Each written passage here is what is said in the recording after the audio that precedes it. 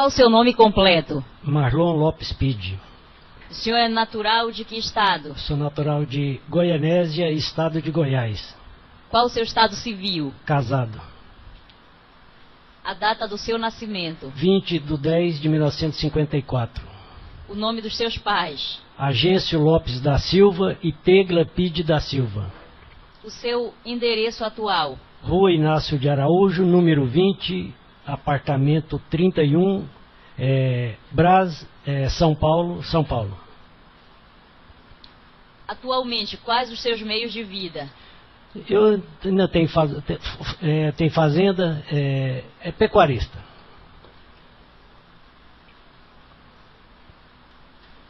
Qual o seu local de trabalho? Na fazenda. Qual é a fazenda? Fazenda Califórnia.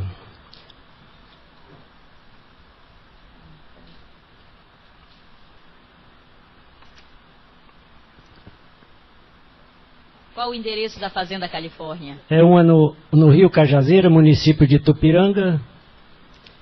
Rio Cajazeiras. Município de Tupiranga, perto, no quilômetro 60.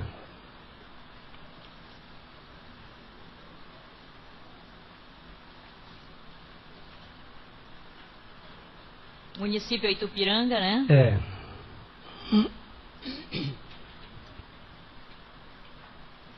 O senhor possui cédula de identidade? Possui, sim. O senhor sabe o número? Assim, de memória, eu não tem todos os números. O senhor possui CPF?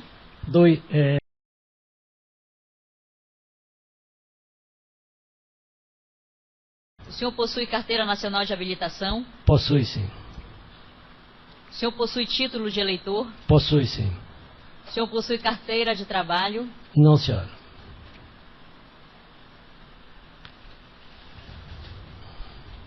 O senhor sabe ler e escrever? Sei, sim. Qual o seu grau de escolaridade? 2º grau completo.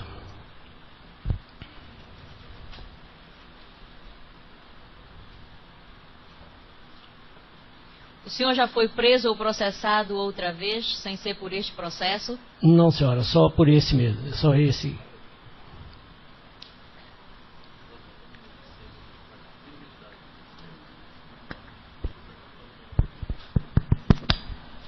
Então, o nome completo do senhor é Marlon Lopes Pide, né? Marlon Lopes Pide. Muito bem. O senhor vai ouvir a leitura da denúncia que fora formulada contra a pessoa do senhor e os outros acusados, né? João Lopes Pide, ausente, José Gomes de Souza e Lourival Santos da Rocha, ausente também. Vamos à leitura dessa denúncia que foi formulada pelo órgão do Ministério Público do Estado do Pará contra a pessoa dos acusados pela prática do delito de homicídio qualificado na pessoa das vítimas: Manuel Costa, José Costa, Ezequiel Costa, José Oliveira e Francisco Oliveira. Vamos à leitura. Ouçamos todos, especialmente o senhor e os senhores jurados. Sim, senhor.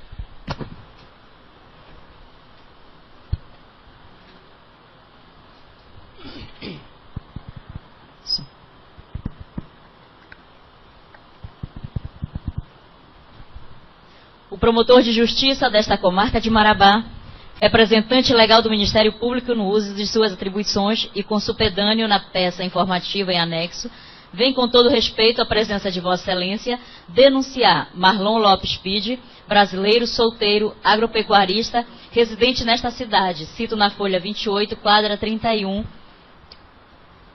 lote 5, carteira de identidade número 337358, SSP, Goiás, atualmente foragido.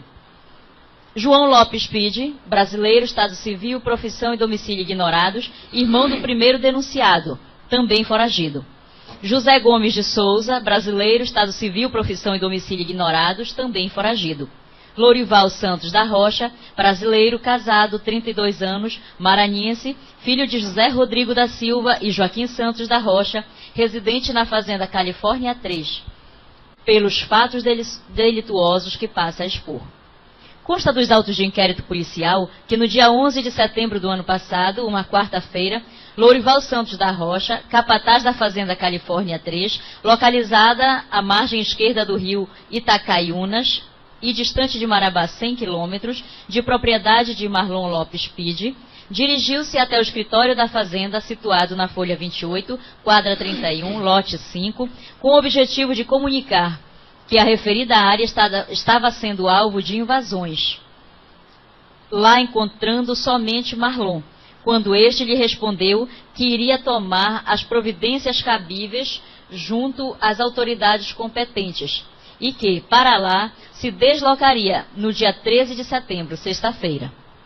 Ocorre que somente no dia 25 de setembro, por volta das 11h30, Marlon chegou àquela fazenda, acompanhado por José Gomes de Souza, vulgo Zezão, seu irmão João Lopes Pide e os pistoleiros conhecidos apenas por Melechete, Venâncio e Gesso, dizendo Marlon para Lorival que aqueles homens foram trazidos por ele para resolverem o problema das invasões em suas terras, momento em que foi fornecido a Venâncio um revólver calibre 38 niquelado. No dia seguinte, ou seja, 26 de setembro, por volta das 19h, Marlon retorna à fazenda, que foram novamente trazendo mantimentos e mais 2 armas, espingardas, que foram novamente entregues ao pistoleiro Venâncio.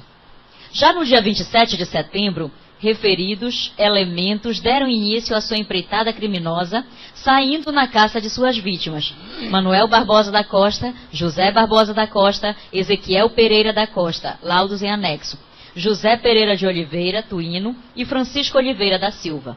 Estes, entretanto, não puderam ser identificados devido ao adiantado estado de decomposição em que se encontravam, quando os criminosos, para atraí-los, utilizaram o eficiente ardil de que uma juíza de direito os estaria esperando na sede da Fazenda Califórnia 3, em companhia de Marlon, para juntos resolverem o problema das terras.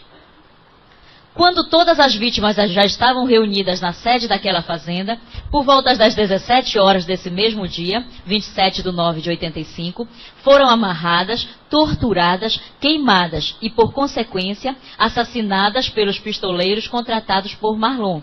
E, segundo alguns depoimentos, participou materialmente da chacina, incendiando um barraco.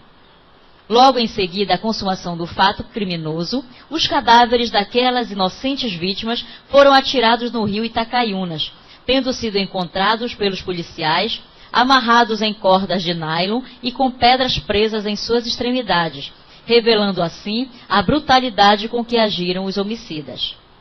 Diante da conduta criminosa e do requinte de perversidade que revelaram durante todo o intercrimes, estão os denunciados incursos nas sanções punitivas do artigo 121, parágrafo 2º, incisos 1º, 2º, 4º e 5º, combinados com o artigo 29 e 69, concurso material, com as agravantes contidas no artigo 62, inciso 1º e 4º, todos do Código Penal Brasileiro em vigor. Provada a autoria e materialidade dos delitos pelos depoimentos das testemunhas e laudos em anexo. Entretanto, deixo de denunciar os acusados Melechete, Venâncio e Gesso de Tal, em virtude de não haverem sido identificados na fase pré-processual, reservando-nos tal direito, se no curso da instrução criminal isto vier a ocorrer. Ex post requer a citação de todos os denunciados para o fim de serem qualificados e interrogados, em dia e hora que foram designados por Vossa Excelência, sob pena de revelia, intimando-se as testemunhas constantes do rol abaixo. Nestes termos, pede deferimento, Marabá, 23 de janeiro de 1986. Antônio Cláudio von Lorman Cruz, promotor de justiça. Senhor Marlon Pide, essa denúncia formulada contra a pessoa do senhor, ela é verdadeira? O senhor confessa ser o autor, um dos autores, ou copartista ou coautor deste delito, ou o senhor nega qualquer participação nesse delito? Nego qualquer participação, meritíssimo. Não tive, não conheço. Não é verdadeira, não é senhor. verdadeira. Muito bem, eu vou determinar em seguida a leitura do interrogatório. O senhor prestou em juízo. Consta no volume 3, folha 643 dos autos. Vamos à leitura, especialmente para conhecimento do senhor e dos senhores jurados, juízes naturais da causa.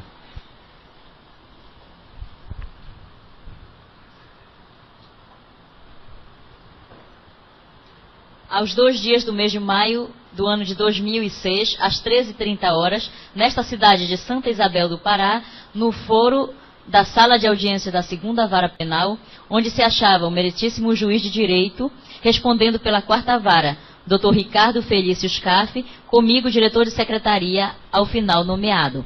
Presentes o promotor de justiça, Dr. Mário Raul Vicente Brasil, nomeado através da portaria 1197 de 2006, as assistentes de acusação e a advogada de defesa do acusado, todos ao final subscritos. Aberta a audiência, compareceu o acusado Marlon Lopes Pide.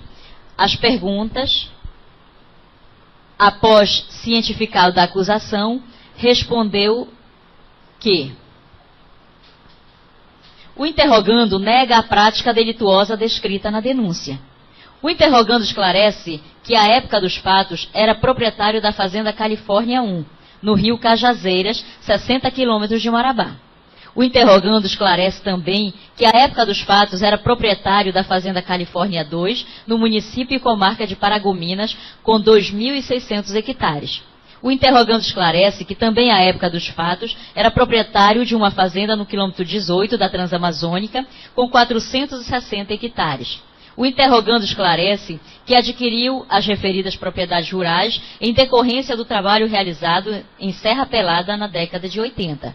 O interrogando esclarece que a Fazenda Califórnia 1 foi desapropriada pela União e recebeu indenização e que concordou com o valor indenizatório depositado em juízo. O interrogando aduz ainda que se recorda que recebeu da aludida indenização uma importância de R$60 mil no ano de 1997. O interrogando esclarece que seu capataz responsável pela Fazenda Califórnia 3 era o terceiro denunciado, José Gomes de Souza. O interrogando esclarece que seu capataz, José Gomes de Souza, era bom funcionário, mas que o havia demitido porque estava deixando o trabalho a desejar. O interrogando esclarece que o segundo denunciado, João Lopes Pide, não é seu irmão e que somente possui irmãs, Shirley Lopes Pide, Magda Lopes Pide, Sebastiana Lopes Pide e Glenda Lopes da Silva. O interrogando esclarece que seu sobrenome é de origem alemã e que desconhece outra família em território brasileiro com o mesmo sobrenome. O interrogando desconhece o quarto denunciado, Lourival Santos da Rocha, afirmando desconhecê-lo. O interrogando relata que na data dos fatos não se encontrava no município e comarca de Marabá, e sim na cidade de Goiânia. Estava em Goiás em companhia de sua filha, Geisa Gessé Lopes da Silva. O interrogando esclarece que se recorda que encontrava-se no município e comarca de Goiânia desde o dia 8 de setembro de 1985, pelo fato de que a viagem se justificava porque fora comprar uma bomba de sucção da cava que estava sendo explorada em Serra Pelada.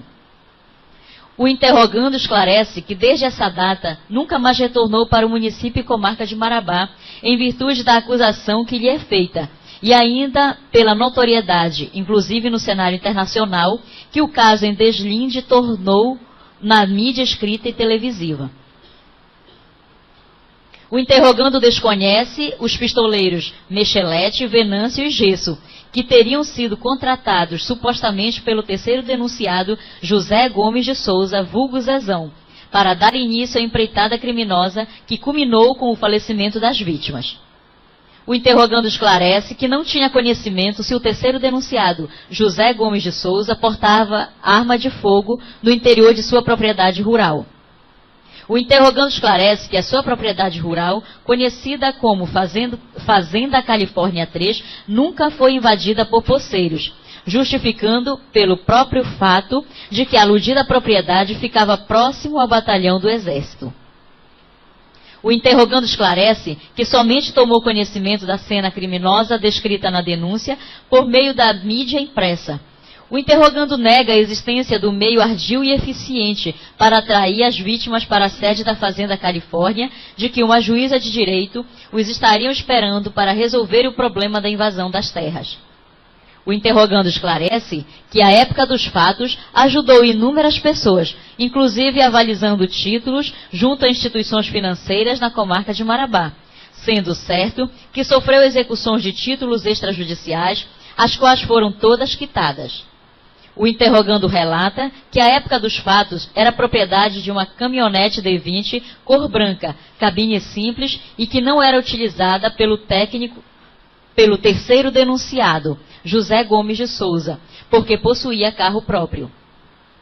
O interrogando esclarece que a caminhonete D20 era para seu uso pessoal e que o terceiro denunciado, José Gomes de Souza, era o responsável pela contratação dos prestadores de serviço na Fazenda Califórnia 3 e depois já passava para seu gerente Vicente de Paula, que era responsável pelo pagamento das despesas no final do mês. O interrogando desconhece que à época dos fatos havia fama da existência de pistoleiros no município de Marabá. O interrogando esclarece que à época dos fatos, na Fazenda Califórnia, havia apenas 4 funcionários que ali trabalhavam, cujos prenomes não se recorda devido ao lapso temporal. O interrogando esclarece que acredita que foi injustamente acusado da prática delituosa descrita na denúncia, pelo fato de que, com a sua riqueza, criou muitas inimizades, inclusive sentimento de inveja, e pelo fato de que se recusava a avalizar títulos de crédito, por isso foi injustamente acusado. O interrogando esclarece que tem conhecimento que o terceiro denunciado, José Gomes de Souza, abandonou a aludida propriedade rural, mas tem conhecimento que atualmente ainda reside no município de Marabá. O interrogando esclarece que desconhecia a fama de que teria adquirido, de que seria uma pessoa violenta e arbitrária, em virtude de seu enriquecimento rápido adquirido na Serra Pelada. O interrogando esclarece que desconhecia as vítimas Manuel Barbosa da Costa, José Barbosa da Costa, Ezequiel Pereira de Oliveira, José Pereira de Oliveira e Francisco Oliveira da Silva. O interrogando esclarece que desconhece o local em que os corpos das vítimas foram localizados no rio Itacaiunas, desconhecendo inclusive que as vítimas foram torturadas antes de morrer. O interrogando esclarece que após o decreto de prisão preventiva ficou foragido na cidade de Goiânia, mas mesmo assim sua permanência ficou insustentável, em virtude da notoriedade do caso descrito na denúncia. O interrogando esclarece que após o acontecimento dos fatos narrados na denúncia, teve contato com a testemunha Vicente de Paula Silveira, na comarca de Goiânia, para tratar de assuntos em relação à Fazenda Califórnia 3. O interrogando relata que nunca andou com segurança, mesmo após o seu enriquecimento com a Serra Pelada. O interrogando esclarece ainda que no ano de 1988 também explorou atividade de garimpagem na região de Boa Vista, estado de Roraima, mas que em decorrência do plano Collor, tal investimento causou-lhe prejuízos. O interrogando esclarece que foram constituídos como seus advogados, à época dos fatos, o Dr. José Clever dos Santos, da comarca de Imperatriz, estado do Maranhão, o Dr. Ildenor Cruz Barros. O interrogando esclarece que desconhecia que havia pedido de prisão preventiva decretado à época pela meritíssima senhora juíza, sumariamente, doutora Maria Lídia Tocantins de Souza, causando-lhe surpresa quando o mandado de prisão preventiva foi fielmente cumprido pela Polícia Federal na comarca de São Paulo, quando foi preso. O interrogando esclarece que atualmente estava residindo na cidade e município de São Paulo, inclusive explorando atividade laborativa como a empresa de transporte Translive Limitada, inclusive regularmente registrada na JUSESP, desde o ano de 1994. O interrogando relata ainda que no momento de sua prisão, nega que tenha feito uso de documento falso em nome de Marlon Lopes da Silva. O interrogando nunca foi preso nem processado e não tem nada contra as testemunhas, que não está arrependido porque não cometeu o crime. O interrogando relata que não tem conhecimento de quem são os autores do fato delituoso descritos na denúncia, que tem advogada presente nesta audiência. Dada a palavra ao representante do Ministério Público, as perguntas respondeu. O interrogando esclarece que nunca teve contato com os pistoleiros Melechete, Venâncio e Gesso. O interrogando esclarece que, à época dos fatos, foi transportado para a comarca de Goiânia em seu avião próprio. O interrogando relata que o avião de sua propriedade apresentava documentação regularizada. O interrogando esclarece que não era feito controle dos passageiros que viajavam no interior de seu avião para registro junto à Infraero. O interrogando relata que não era feito...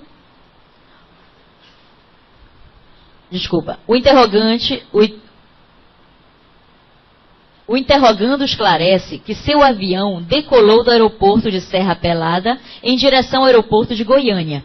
O interrogando relata que durante sua viagem só foi acompanhado pelo seu piloto Joaquim Martins da Silva Júnior, conhecido como Catalão, atualmente residindo em Marabá. O interrogando esclarece que após o pouso da aeronave, não é entregue a relação dos passageiros juntamente com o plano de voo para a autoridade local. Dada a palavra à assistente de acusação, as perguntas, o interrogando respondeu, que esclarece que o período de voo de Marabá a Goiânia dura 6 horas. O interrogando esclarece que após 3 anos do fato descrito na denúncia, foi obrigado a vender seu avião para pagamento de dívidas. O interrogando esclarece que o aludido avião foi revendido a um garimpeiro de Alta Floresta. O interrogando esclarece que só havia pista de pouso para avião nas fazendas Califórnia 1 e 2. O interrogando esclarece que quando morou em Goiânia, residiu no endereço seguinte, Rua Ricardo Paranhos, número 1136, setor Marista. O interrogando esclarece que à época dos fatos, haviam cartazes de foragido com sua foto nas avenidas principais da cidade de Goiânia.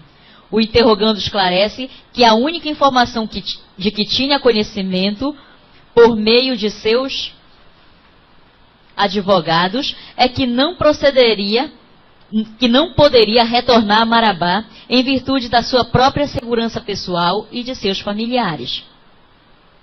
O interrogando esclarece que seu avião não pôde retornar para Marabá porque seria necessário fazer a revisão em decorrência do grande número de horas de voo, permanecendo em Goiânia.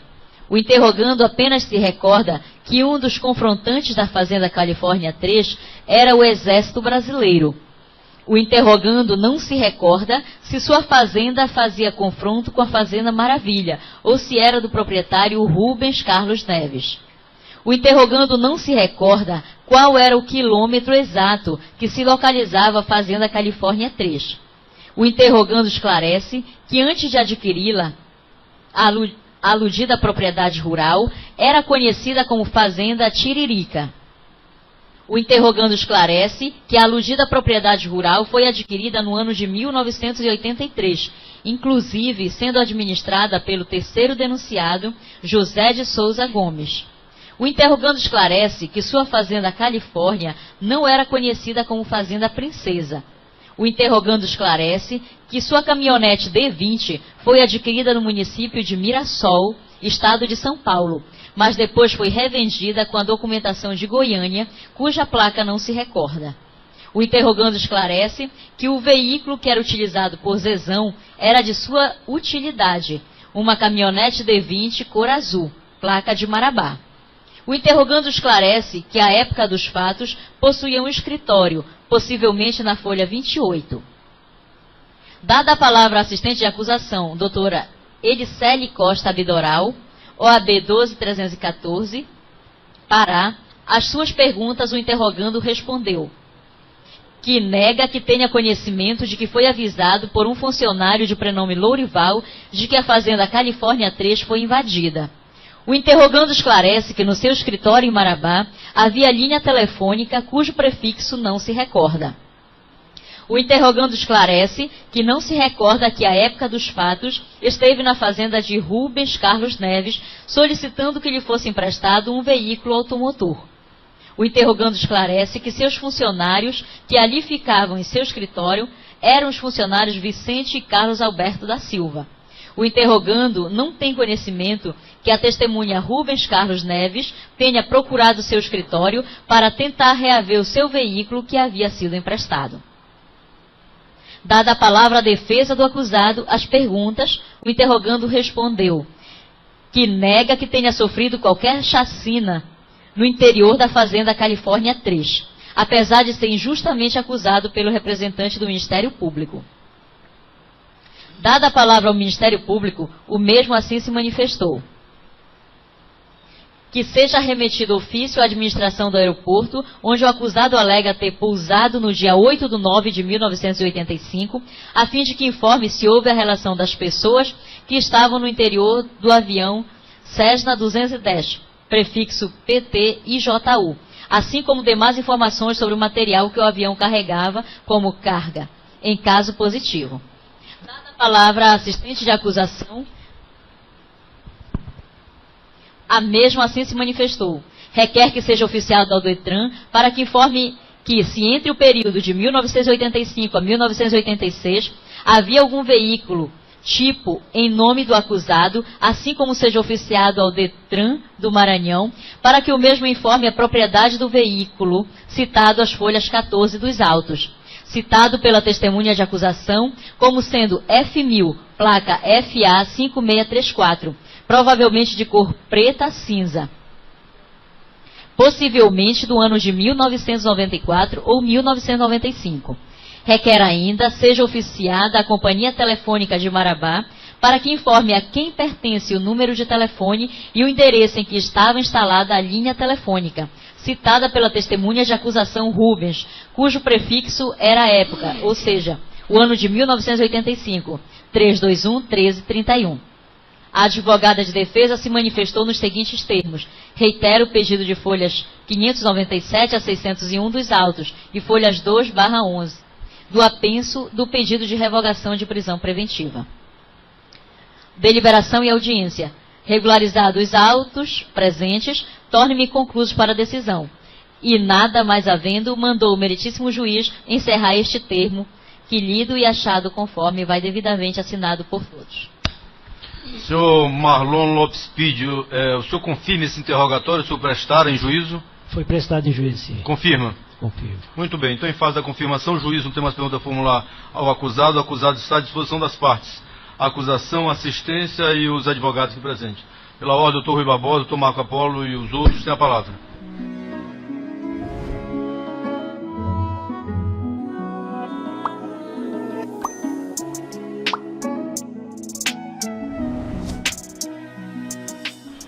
Muito obrigado, excelência. Senhor Marlon, boa tarde. Boa tarde. O senhor, na década de 80, exerceu atividade de garimpeiro em Serra Pelada? Exerci, sim. De 80 até 85 eu estive em Serra Pelada. Após o encerramento dessa atividade de garimpeiro, o senhor passou a exercer que tipo de atividade? Sempre eu fiquei com algumas fazendas e lá em São Paulo eu tinha uma transportadora e junto com a minha esposa uma atividade farmacêutica, uma farmácia. Fazenda Califórnia 1 fica onde? A Fazenda Califórnia 1 fica no Rio Cajazeiras, a 60 quilômetros de Marabá. A Califórnia 2? É município de de Paragominas. A Califórnia 3? A 3, município de Marabá, é praticamente entre 15 a 18 quilômetros, em frente ao batalhão do Exército em Marabá. À margem de que rio? Não, lá não tem rio. Ela não fica à margem do rio Tracaiúnas? Não, senhor. Próximo ao rio Tracaiúnas? Não, o rio Tracaiúna é dentro de Marabá. E ela já, a 3, que é a Tiririca, já é na saída, na Transamazônica, sentido Tocantins. Tá. Antes de ser adquirida e ter esta denominação, Califórnia 3, qual era a denominação dela? Fazenda Tiririca, que era do seu Miguel Pernambuco. A Fazenda Califórnia 4 fica onde? São Paulo. Tem mais outra Califórnia? 5, que é no quilômetro 66 da PA-70, sentido Marabá-Belém. Estado do Pará. Estado do Pará. Por quê? Na época dos fatos, em setembro de 1985, o senhor mantinha escritório em Marabá? Eu mantinha um escritório em Marabá, que só ficava o senhor Vicente, que era o contador, para prestar pagamento, e o seu Carlos para entregar mercadoria para as fazendas e mandar também para o garimpo, abastecer lá o garimpo de alimentação. Só mantinha 2 funcionários lá. O endereço desse escritório? Olha, o endereço, eu sei que é folha 28, hoje eu não me lembro assim, o número eu não me lembro, eu sei que é na folha 28, na Cidade Nova de Marabá.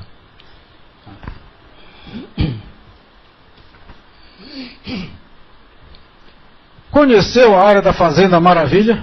Não conheci. Não Sabe onde fica localizada? Não, senhor.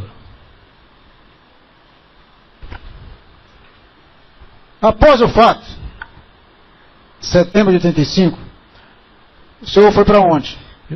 Eu fui para Goiânia. Eu tinha residência em Goiânia, e então eu saía de Serra Pelada, eu ia para Goiânia. Mas eu tinha fazenda em São Paulo, município de Martinópolis.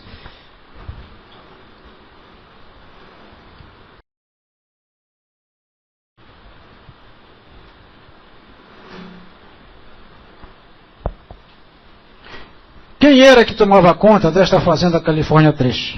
Era o José de Souza Gomes, o apelidado por Zezão. Ele tomava conta das 4 fazendas que eu tinha aqui no estado do Pará. Então ele tinha autoridade para comprar, vender, administrar.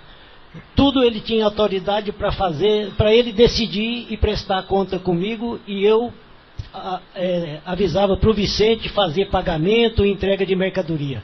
Aí ele ia lá na Serra falar comigo, às vezes eu vinha em Marabá, mas era raridade. Difícil mesmo eu vinha em Marabá. Lorival Santos Rocha, foi seu empregado? Não, senhor, não conheço e não fui. Morou na Fazenda Califórnia 3? Não, senhor.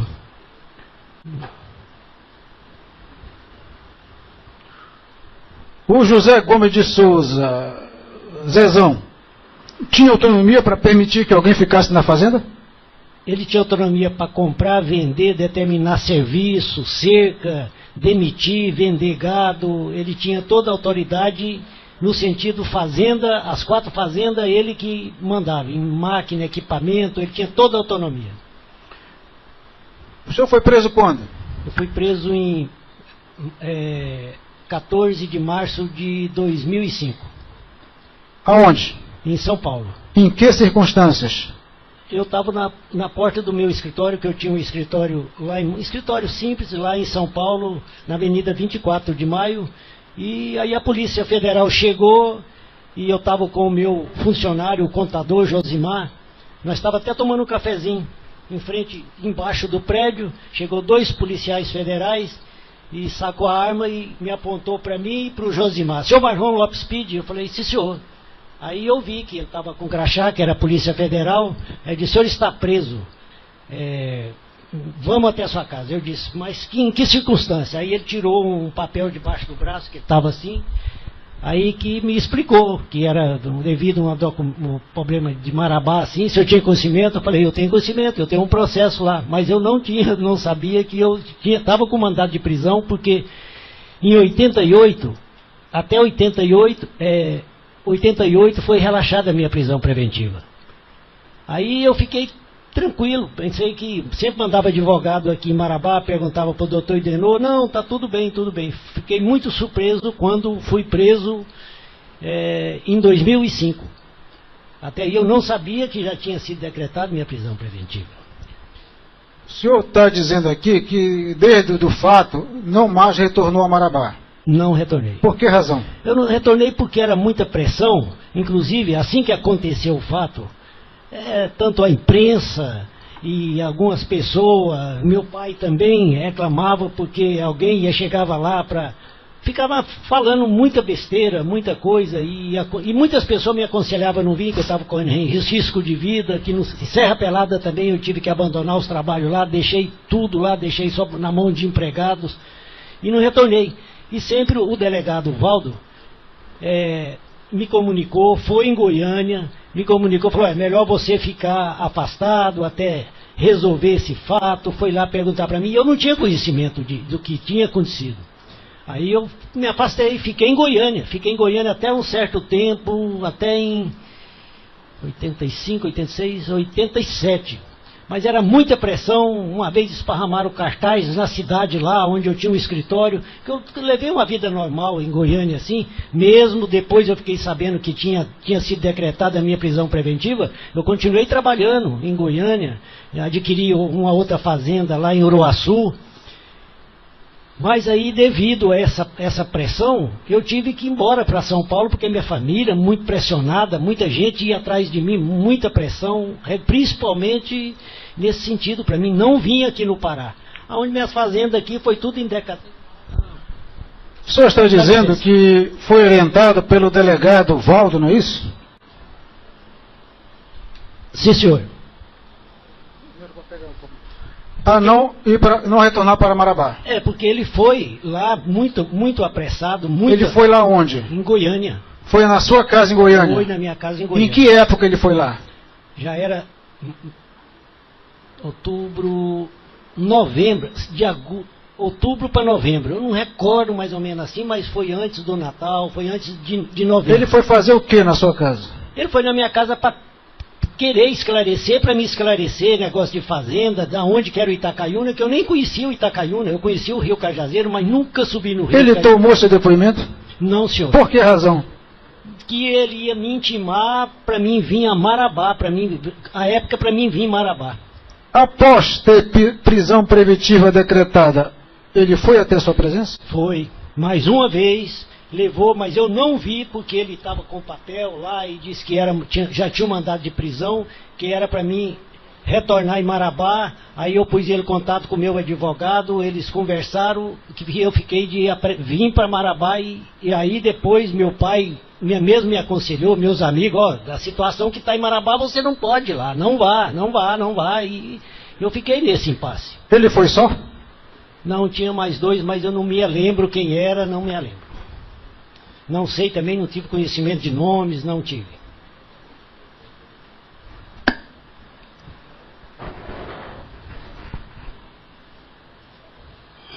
Eu não ia perguntar nada, mas isso é uma informação que eu acho que tem que ser esclarecida. Lógico. O delegado foi até sua casa em Goiânia com mandado de prisão e não chegou a prender o senhor. Não, depois, ele foi a primeira vez, aí depois ele disse que tinha, mas eu não vi, ele só falou para mim que ele falou que tinha. Já falou que tinha, mas eu não vi.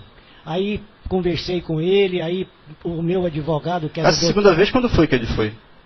Já foi em 86, já tinha passado o Natal, eu lembro. Tinha passado o Natal, ele falou que tinha mandado de prisão, mas não mostrou para o senhor. Não, aí o meu advogado conversou com ele e ficou de mim retornar para Marabá, vinha a Marabá.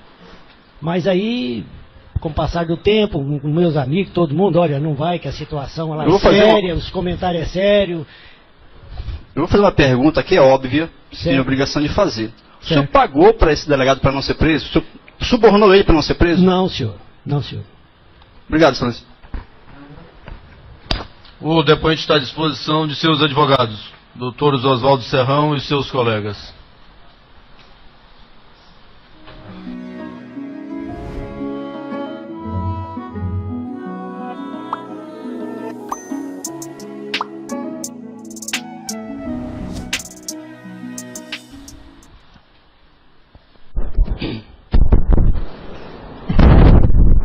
Obrigado, excelência. Senhor Marlon, eu vou fazer umas perguntas para o senhor, ver se obedece uma cronologia para ficar bem claro para todos nós a sua versão, a sua explicação. E vou fazer as perguntas em função da própria acusação, da denúncia que foi lida para o senhor ainda há pouco. A primeira questão que foi colocada é que, além do senhor ter sido mandante do crime, o senhor participou das execuções. Quer dizer, o senhor contribuiu pessoalmente para as mortes. Eu lhe pergunto, o senhor aceita essa acusação? Não, senhor. Não, senhor. Onde o senhor estava no local? Aliás, onde o senhor estava na época dos fatos? Eu estava em Goiânia. Eu residia em Goiânia e eu viajei para Goiânia em decorrência que eu, como garimpeiro e como diretor da cooperativa de Serra Pelada, eu tomava conta da área de secagem da cava, de drenagem da cava. E eu viajei de Goiânia, de Serra Pelada, dia 8, numa reunião com um grupo que tinha uma irrigação em São Miguel do Araguaia, umas bombas muito possantes que eles tinham para drenar a água de Serra Pelada, porque atingia uma altitude de 70 metros, eram as bombas importadas, então eu fui para Goiânia. Como e quando, em que circunstâncias o senhor tomou conhecimento do fato? Através de quem e quando? Primeiro foi pelo Jornal Nacional, pela imprensa, pela televisão. E aí, logo imediato, eu liguei lá, procurei falar com o Vicente. Ele também, aí que ainda falou, você viu no Jornal Nacional? Você viu? Aí foi assim que eu tomei conhecimento. Um outro fato relevante da denúncia e da acusação ao senhor, embora os corpos não tenham sido encontrados na fazenda e sim flutuando no rio Itacaiunas, é de que o senhor era proprietário da fazenda Princesa, também conhecida nos autos como Princesa do Itacaiunas. O senhor alguma vez foi proprietário dessa fazenda? Nunca fui, nunca tive propriedade no Itacaiuna devido às vias de acesso, que como eu desde os anos 70, no Rio Cajazeiro, o acesso da minha primeira fazenda, que é minha e do meu pai, lá no Rio Cajazeiro, a dificuldade era muito séria. Então eu não tinha necessidade de encarar uma realidade com a situação financeira que, graças a Deus, eu estava. Eu tinha que adquirir áreas melhores. Eu queria que o senhor fosse mais objetivo nas respostas, que eu tenho muitas perguntas para lhe formular. Tudo bem. O senhor, em alguma época, foi proprietário da fazenda Princesa? Não, senhor. Não, senhor. Jamais. Segundo a denúncia também, a fazenda Princesa era também conhecida como Califórnia 3. Pergunto eu para o senhor, dentre as fazendas que o senhor era proprietário, havia alguma com o nome de Califórnia 3? Tinha, sim. Aqui eu comprei do Miguel Pernambuco no quilômetro 18, na Transamazônica, perto do Exército. Porque eu fui colocando 3 nomes simbólicos. Em alguma época, essa fazenda Califórnia 3 foi nominada ou denominada de Fazenda Princesa? Não, senhor. O nome anterior da fazenda Califórnia 3? Tiririca. E a Califórnia 3, o senhor afirma que não ficava à margem do rio Itacaiunas? Certeza, afirmo, certeza. E era uma fazenda pequena, área pequena, afirmo, sim. O senhor tomou conhecimento ou sabia da existência de uma fazenda chamada Maravilha em Marabá? Não, senhor. Nunca. O senhor recorda se essa sua fazenda, Califórnia 3, com que fazenda ela confinava? Eu só recordo que ela dividia com o Exército, com o batalhão do Exército, lá da Brigada do Exército. Mas os outros eu não tive conhecimento. O senhor, essa sua fazenda Califórnia 3, próxima ao batalhão do Exército, ela era alvo de invasões também por parte de poceiros? Não, porque era uma fazenda pequena e já estava toda desmatada, só era para gado leiteiro, não tinha finalidade.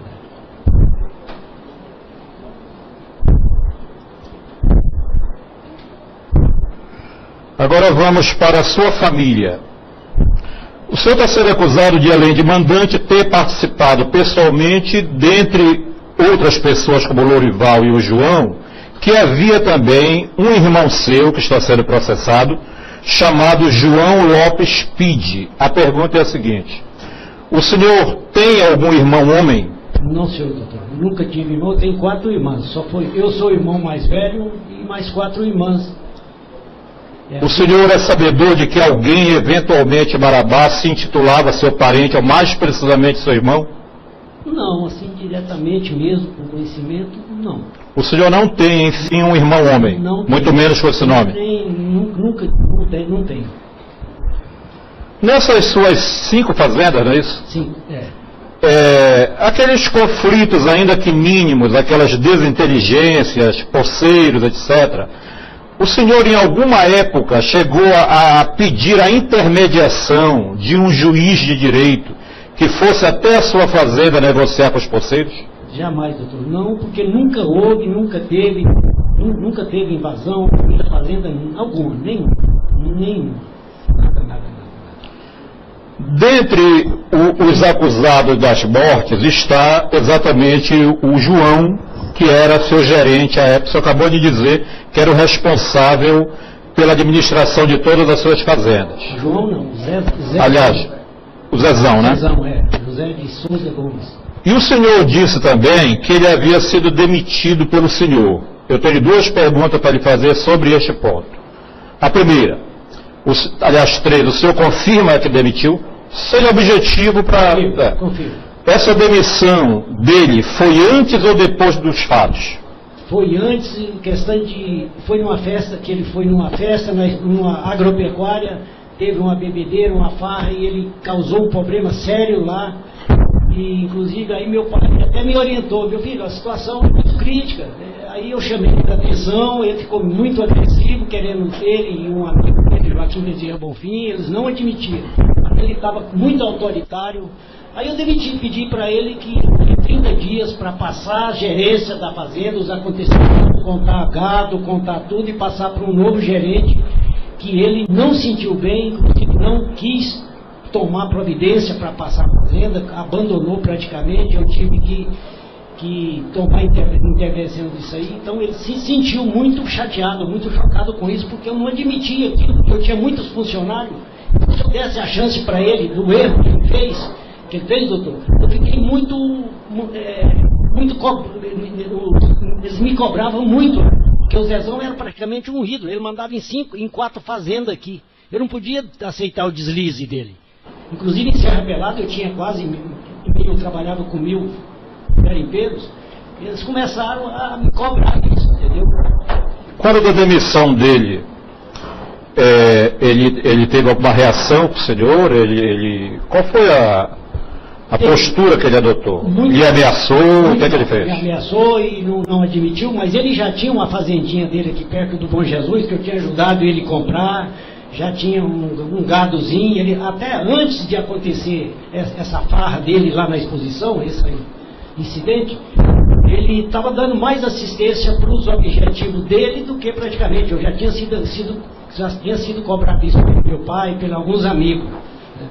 Ele não se deu bem quando eu disse para ele que ele afastava, que ele tinha. E ele recebia bem, ele ganhava bem, porque eu tinha toda a autoridade nas 4 fazendas, de comprar, vender, administrar, fazer, desmanchar. Porque eu não tinha muito tempo para vir para a fazenda, eu comia e jantava, almoçava Serra Pelada, porque o trabalho lá tanto era meu como era da coletividade dos garimpeiros, que eu tinha participação na cava, de sentar a cava, eu era diretor da cooperativa de lá. O senhor sabe a quem atribuir a responsabilidade pela afixação de cartazes com a sua foto em Goiânia, na cidade de Goiânia? Doutor, no final, que a gente sempre fica comentado, que foi algumas ONG, algum negócio de MST, de Sem Terra, praticamente esse tipo de entidades, mas não afirmo porque não tive prova quem foi e quem não foi. Mas na época, assim, a agitação foi praticamente isso, porque depois eu andei recebendo uns telefonemas, olha aí, só isso, teve muita coisa também. A última decretação da sua prisão atribuiu-se o motivo a uma suposta, eu não diria fuga, a uma suposta mudança de endereço seu para os Estados Unidos. A minha pergunta é a seguinte: se é verdade que o senhor tentou viajar para os Estados Unidos, segunda, se quando o senhor tentou viajar para os Estados Unidos, o senhor já estava com a prisão revogada, e terceiro, o que o senhor ia fazer nos Estados Unidos? Doutor? Então vamos pela ordem. A primeira, o senhor tentou viajar para os Estados Unidos, vamos ser objetivo. Não, eu tinha a intenção de ir para os Estados Unidos no final do ano, porque meu pai está com 87 anos e minhas irmãs, eu tenho 2 irmãs que moram em Atlanta há 20 anos, mais de 20 anos, e elas pressionou meu pai para ir passear, e meu pai disse, não, e como eu já tinha saído da prisão aqui, que eu fui preso em 2005, saí em 2011, e meu pai insistiu que eu acompanhasse, que eu fosse com ele. Aí consultei alguém, e eu já tinha passaporte, já tinha visto para os Estados Unidos, nunca saí do país, infelizmente, por esse caso aí, nunca quis sair enquanto não resolvesse. E a terceira pergunta, dentro ainda desse ponto. Quando o senhor tentou viajar para os Estados Unidos, o senhor estava com a prisão decretada ou estava livre processualmente? Livre, doutor, estava livre, fiquei na Polícia Federal para fazer meu passaporte, marquei 3 vezes lá na Polícia Federal mesmo, onde eu fiquei 22 dias, fui lá tranquilo, sem nada, fiquei 1h30, fiz meu passaporte dia 22, mostrei meu alvará, a funcionária olhou o alvará, eu disse, olha, eu tenho esse alvará, não comentou nada. Eu fui trocar meu passaporte porque era verde e hoje o passaporte é azul. Mas eu tinha meu visto dos Estados Unidos, eu já tinha ido na embaixada confirmar a documentação para mim dar entrada no visto, sem problema nenhum. Não estava com a prisão decretada. Eu vou retroagir para outro fato que foi bem puxado pelo colega Marco Polo, sobre uma figura até emblemática e misteriosa desse processo, que é esse delegado Valdo, que foi o encarregado funcional do inquérito policial que apurou as circunstâncias dos fatos. Eu vou insistir porque eu gostaria de ser entendido e convencido do porquê. O senhor diz que o delegado Valdo esteve na sua cidade em Goiânia com o senhor, dizendo que o senhor estava com a prisão preventiva decretada, e eu gostaria, como todos nós, de saber por que ele não o prendeu, se foi dado algo em troca, se ele o ameaçou, se ele o extorquiu, o que aconteceu? Ele foi primeiro, logo no... Eu gostaria que você fosse sincero na resposta. Foi não, doutor. Ele foi primeiro, antes, disse que não estava decretada a prisão. Ele foi saber, informar, me perguntar, e eu, não, a situação é essa, minhas fazendas é essa, o Zezão é esse, fulano... Bom, ele retornou para Marabá. Depois, em 86, janeiro de 86, que ele foi, disse que já estava decretada a prisão preventiva, que era para mim me apresentar. Aí eu insisti com ele, morando na mesma casa, no mesmo endereço, na Ricardo Paranhos. Ele conversou com o meu advogado. Aí o doutor Kleber disse, olha, nós vamos apresentar, vamos a Marabá, tal época, assim. Em vez de a situação contornar, ficou pior. Que aí que todo mundo me aconselhava nem passar perto de Marabá. Meu pai recebia algumas pessoas conversando com ele, meu filho, é melhor ficar quieto. Ele extorquiu ou não extorquiu, senhor? Eu diretamente, eu não paguei nada para ele. Fiquei de apresentar do meu advogado, vir me trazer em Marabá. Mas com o meu advogado, ele conversou com o doutor Kleber e tudo bem. Em algum momento ele passou para o senhor uma falsa realidade dos fatos, dizendo que não está nada contra o senhor, etc? Doutor, passou. Justamente por isso que eu fiquei quieto em Goiânia, fiquei tranquilo. E ele sempre, eu tinha liberdade, tive a liberdade de ligar para ele várias vezes. Doutor, eu preciso de aí. Aí minhas fazendas aqui, eu levo carregando as coisas com decadência, só decadência. O Zezão, que tinha mais conhecimento, já tinha abandonado as fazendas, já tinha abandonado as gerências da fazenda. E eu persistindo com ele que eu não tinha interesse de ficar fora e perder o que eu já tinha aqui, que era um capital grande, era um começo de vida. Mas ele sempre lamentando, não vai resolver por esses dias, vai se resolver. E com o passar do tempo foi complicando mais a situação. Sr. Marlon, a minha última pergunta é a seguinte, depois eu vou passar para os colegas.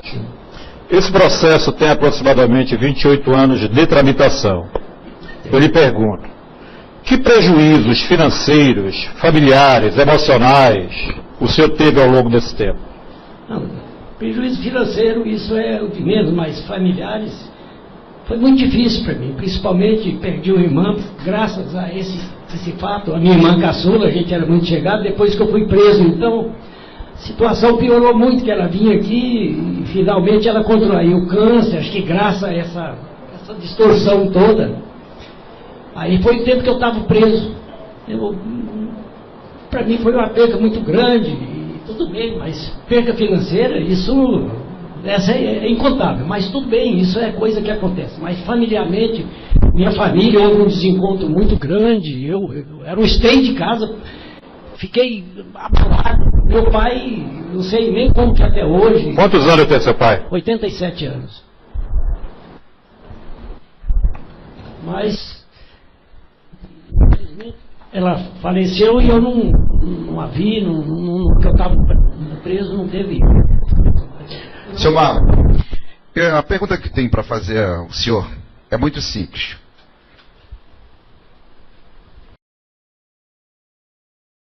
Pois não, doutor. O senhor é casado? Sou casado. O senhor tem filhos? Tem. Quantos filhos? Tem 5 filhos. O sexo deles? 2 homens e 3 mulheres. 2 homens e 3 mulheres. O senhor tem neto já? Tem neto com 26, 25, 26 anos. Quantos netos o senhor tem? 3, 2 homens e 1 mulher. O senhor educou os seus filhos nos princípios... O senhor tem religião? Tem, sim, doutor. Qual é a sua religião? Católica. Você é católico? O senhor educou os seus filhos nos princípios da religião? Graças a Deus, a família, meus filhos são todos amáveis, agradeço muito a Deus, nenhum com doença, todos estudam. Não estão todos formados, porque é difícil ser tudo iguais, mas tem filha formada, tenho neto formado, graças a Deus, tudo sobre minha família, graças a Deus, minha família de casal. Estruturada. O senhor tem quantos anos de casado? Eu casei em 1975. É um longo tempo, né? Um bom tempo, Longo tempo. Excelência, eu estou satisfeito com as perguntas formuladas ao réu. Eu pergunto aos colegas, por favor.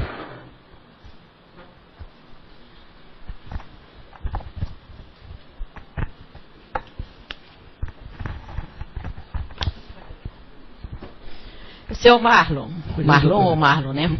O senhor já disse incansadamente que o senhor não conhece a pessoa do senhor Lourival Santos da Rocha, é isso? Não conheço, doutora. Nunca ouviu nem dizer no nome dele? Não, eu ouvi dizer no processo, assim, que apareceu no processo. Só no processo. Mas como pessoa que o senhor tenha empregado na sua fazenda, só nunca existiu essa pessoa? Nunca, não conheço, principalmente na Califórnia 3, porque só era 4 funcionários, que a fazenda é pequena, e só era gado leiteiro, e eu sempre, quando vim em Marabá, era a fazenda que eu ia de carro, que era aqui pertinho, então eu conhecia os funcionários de lá. Que era 4. Nessa sua fazenda e nenhuma outra senhor tinha, né? Não. Nunca houve invasão na sua fazenda, principalmente essa Califórnia 3? Nunca teve problema de invasores, não? Nunca. Devido, o senhor já falou que era uma fazenda de gado, né?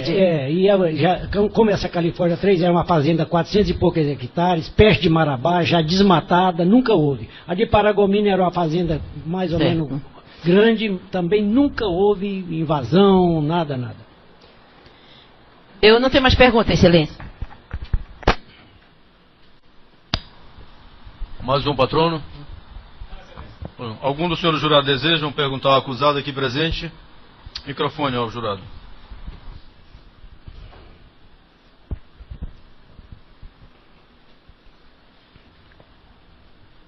Seu Marlon, bom dia. Bom dia.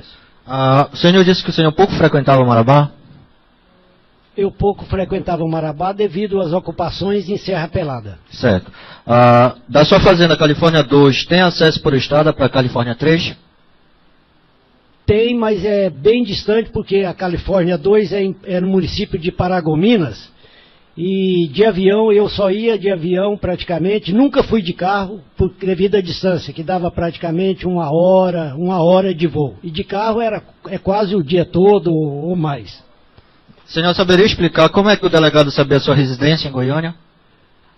Eu era muito conhecido e era muito fácil, que o meu endereço sempre foi explícito, não tinha nada de segredo, eu não tinha por que esconder meu endereço, principalmente em Goiânia eu era muito conhecido também, sempre fui. Teria chances do delegado ter ido no seu avião para Goiânia? No meu avião? Não, senhor. Obrigado. Não, porque o meu avião, nessa época, estava fazendo pintura e motor, que já tinha vencido as horas.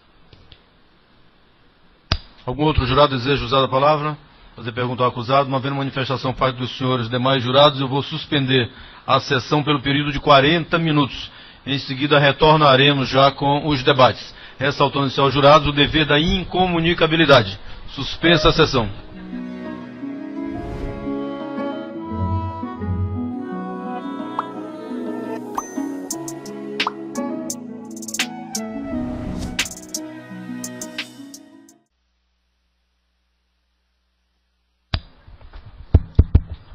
Com a presença do réu no plenário, eu solicito que todos fiquem de pé para a leitura da sentença.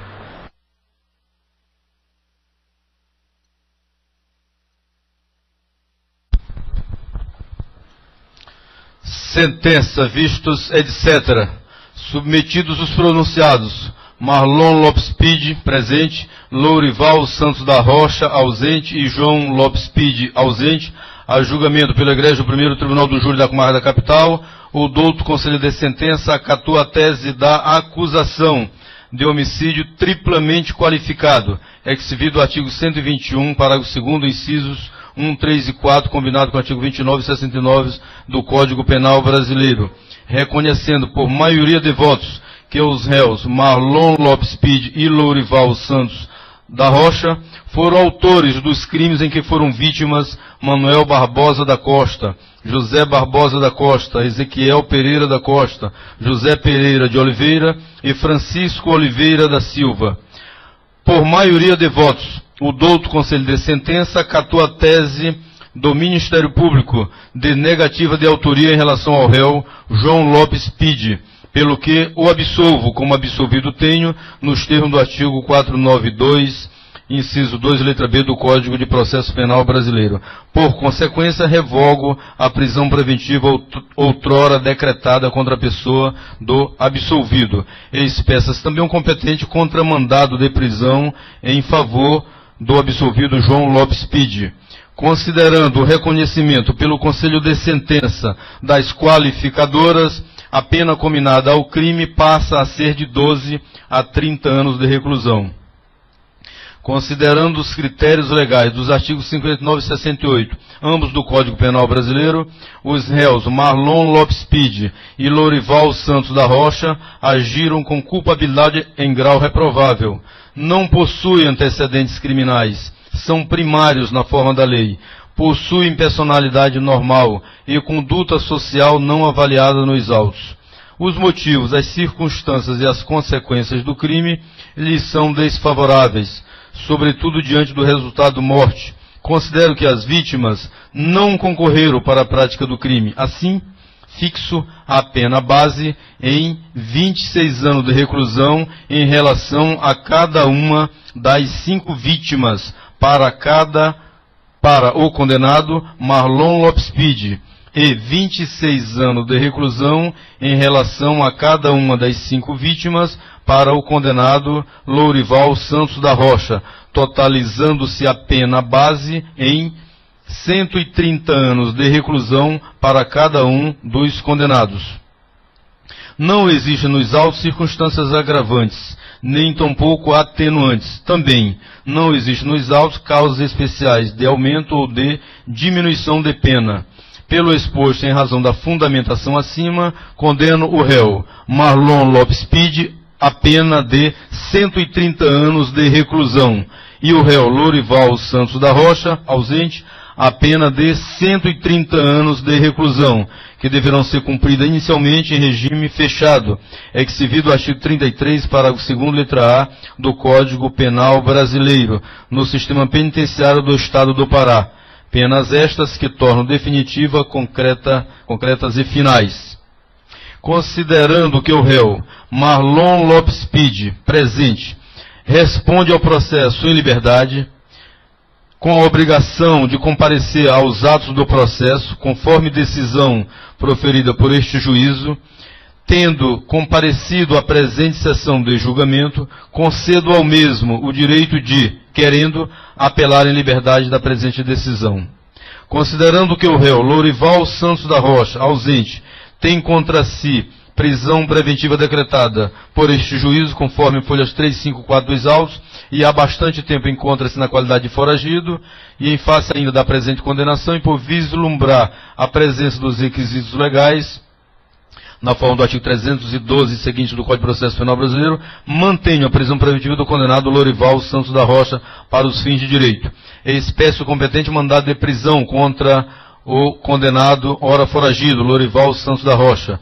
Após o trânsito em julgado da presente decisão, lance o nome dos condenados, Marlon Lopes Pide e Lorival Santos da Rocha, no livro Rol dos Culpados, encaminhando sem consequência as peças necessárias ao juízo da Vara de Execuções Finais da Comarca da Capital. Transitada em julgado a presente decisão, expeças as competentes guias de recolhimento. Sentença publicada em plenário, pelo que ficam devidamente intimadas as partes. Plenário Elsmo Vitancudo, do Egrégio Tribunal do Júri da Comarca da Capital, aos 9 dias do mês de maio do ano de 2014, precisamente 3 horas e 6 minutos da madrugada do dia 9 de maio. Juiz Edmar Silva Pereira, titular e presidente do primeiro Tribunal do Júri da Comarca da Capital. Doutor Rui Barbosa, Vossa Excelência desejar, tem a palavra para as considerações finais. Obrigado, Excelência. As minhas considerações são de parabenizar a Vossa Excelência pela forma como conduz os trabalhos. Dizer à defesa que foi honroso hoje aqui estar debatendo com o doutor Roda Serrão, doutor Ivanildo Alves, Henrique Salma, doutora Marilda Cantal, os excessos que às vezes saem em decorrência do próprio debate. Eu só queria fazer um reparo. Eu não chamei a bancada da defesa de cambada. Eu disse um batalhão. E jamais iria desrespeitar Vossas Excelências tratando desta forma. Senhores jurados, obrigado pela presença dos senhores neste julgamento, às pessoas que estão até agora prestando os trabalhos, e dizer que este processo, depois de 28 anos, é julgado por este egrégio tribunal. E para mim, enquanto representante do Ministério Público, é uma honra ter participado deste julgamento. Obrigado, senhores. Doutores da Defesa, pela ordem, doutor Serrão, pela patrono presente. Excelência, o senhor me permite?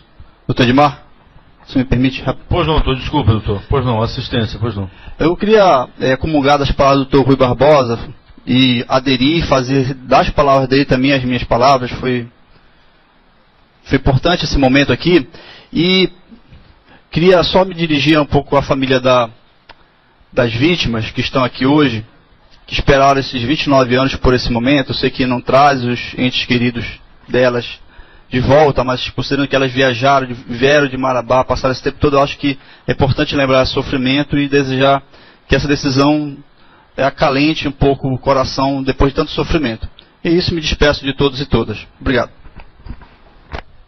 Doutor Oswaldo Serrão, pela defesa, Vossa Excelência tem a palavra. Eu desejo inicialmente realçar a minha admiração a Vossa Excelência, o nosso esforço pessoal em colaborar com o juízo para que o julgamento se realizasse. O que foi prometido foi honrado. Malgrado respeitosa a decisão, a defesa está aí resignada e usará dos recursos legais. Quero dizer ao meu cliente, ao nosso cliente, que tudo que esteve ao nosso alcance foi feito. Quero parabenizar e abraçar todos os colegas que estão do outro lado. Na verdade, nós estamos separados apenas por tribunas, mas com objetivos comuns. E quero dizer da honra de ter meus colegas que trabalharam junto comigo nesse julgamento. E esse julgamento de hoje, acredite, só acrescentou o meu currículo. Então eu me sinto honrado em ter participado dessa sessão. Doutora Maria Cantal, Vossa Excelência tem a palavra pelo réu ausente. Excelência, também essa defesa tem a agradecer pelos trabalhos realizados e até esta hora. E, inconformada com a decisão, tem duas ressalvas, que o Ministério Público pediu a absolvição realmente do senhor João e a defesa também ratificou e não foi consignado na sentença. E também vai recorrer, apelar, com base no artigo 593, todos os seus incisos e parágrafos e alíneas, combinado com o artigo 600, parágrafo 4º do Código Penal, Processo Penal. E agradecer a todos pela brilhante exposição que a acusação e defesa tiveram neste julgamento. Muito obrigada por tudo. Estou agradecendo aos doutos pela acusação, assistência da defesa, especialmente aos senhores jurados, em mais uma sessão de antemão, convocando-os para a nossa sessão vindoura, salvo engano, de terça-feira, às 8 horas da manhã. Né? Então, muito obrigado a todos, tenham todos uma boa noite e um bom repouso a todos, para encerrar os trabalhos do dia de hoje.